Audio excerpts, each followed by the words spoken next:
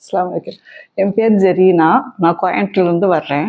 கடந்த 2 வருஷமாகவே எனக்கு இடுப்பு வலினால, பேக் பெயினால ரொம்ப அவதிப்பட்டுட்டு இருந்தேன். நிறைய டாக்டர்ஸை கோயம்புத்தூரில் நிறைய கன்சல்ட் பண்ணிகிட்டே இருந்தேன். எதுவுமே சரியாகலை.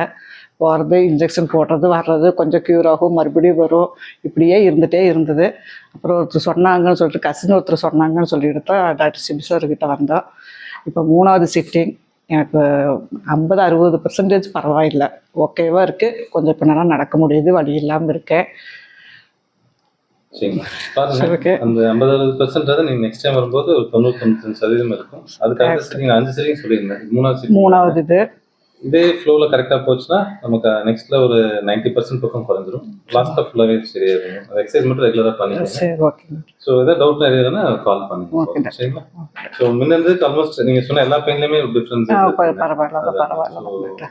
பாருங்க, இது ஃபாலோ பண்ணாலே போதும், வேறு எதுவும் தேவைப்படாது. இது மெயினாக எக்ஸசைஸ் தான். இதுக்கு மெடிசன் இல்லாமல் எக்ஸசைஸ்னால ரொம்ப நல்லா இருக்கு. இன்னொன்று பார்த்தீங்கன்னா 3 நிமிஷம் தான் ஆகும். ஆமாம். ஏன் இவ்வளோ தூரம் போகிறேன் அப்படிங்கிற இது நிறைய கேள்வி வீட்டில் அங்கே உள்ளவங்க எல்லாருமே.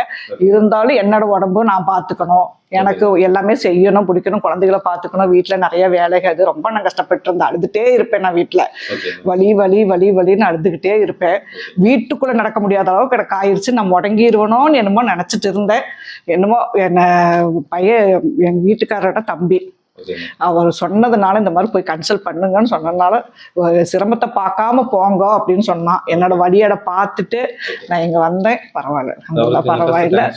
கண்டிப்பாக அது நான் அப்படி போனோடனே அது பையனை கூப்பிட்டு சொல்லிடுவேன். கண்டிப்பாக சொல்லுவேன். ஆக்ஸ் ப்ளஸ் எனக்கு கடவுள் கொடுத்த கிஃப்ட், நம்பிக்கை.